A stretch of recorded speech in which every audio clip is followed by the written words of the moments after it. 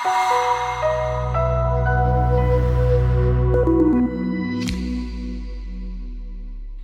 everyone, I'm Lorenzo Di Mattia, manager of Hedge Invest Bill and Macro Fund.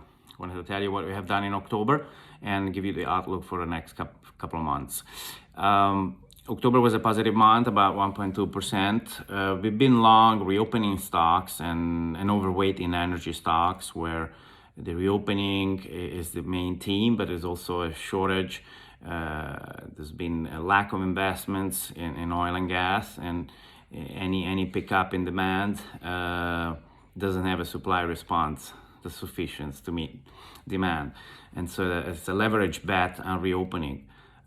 All the trades worked pretty well during the month. One mistake we made is hedging prematurely, and we hedged with technology, which looked weakening with rates going up initially. However, at some point, actually, bond yield turned lower and NASDAQ gained strength. So we got stopped out from half of the hedge, and that lost some money in the second half of the month. With respect to the next couple of months, we have obviously a frothy market across the board. We initiated positions in precious metals and precious metal stocks, which are the only areas we really think have a significant upside in the next 6 months to a year. The reasons are, first of all, positions is very low. The bulls on inflation, thinking that gold would benefit from inflation, have been disappointed. Many of them have been selling gold or switching into Bitcoin. Other participants who play gold on expecting dollar weakness and additional QE are also mostly uninvested because dollar is rallying and QE is ending next year. So those reasons keep people out. But actually gold has been breaking out an important level, a downtrend line from last year. And we believe there is a fresh bull market in precious metals, including platinum and silver. The reason is that the correlation with bond yields in particular, which has been positive with precious metals in the past 20, 30 years, in our opinion, will resume an old correlation which was in place in the 60s and 70s, where inflation was in fact a lot higher than it has been in the past 20 years. We just broke out in the CPI ex food and energy levels that we haven't seen since the 90s, since the early 90s.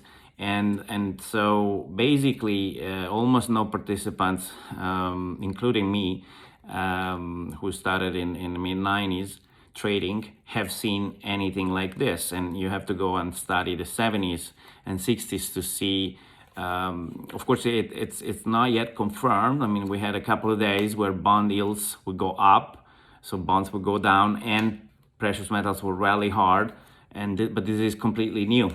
It basically didn't happen in the recent past, in the past 30 years.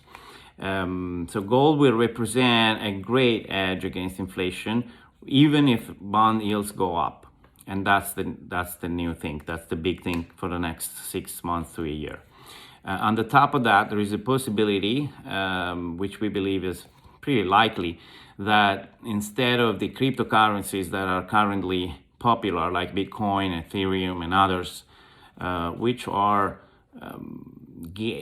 popular, mostly because of speculation, but also because of network effect, mostly because they've been introduced at payment in payment systems like PayPal or even Apple Store or Google,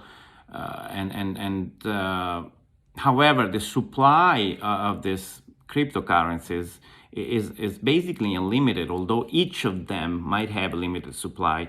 In aggregate, it's just about having the technology and gaining a market share, a network effect. What we believe instead is that new cryptocurrencies, stable coins in particular, and in the specific stable coins pegged, or even better, backed by gold, will progressively become more popular. So basically, we're talking about a cryptocurrency that has all the benefits of a cryptocurrency in terms of technology, in terms of inability to confiscate, to protect from taxes and international transfers with a low cost and very light speed, combined with a value that's backed by a hard commodity. And that's the ideal, the ultimate cryptocurrency, in our opinion. There are a few of them, and I don't want to take too long here, but there are a few of them already. None of them has took off yet, but we believe they will. So this is the ultimate bullish argument for gold. Thank you.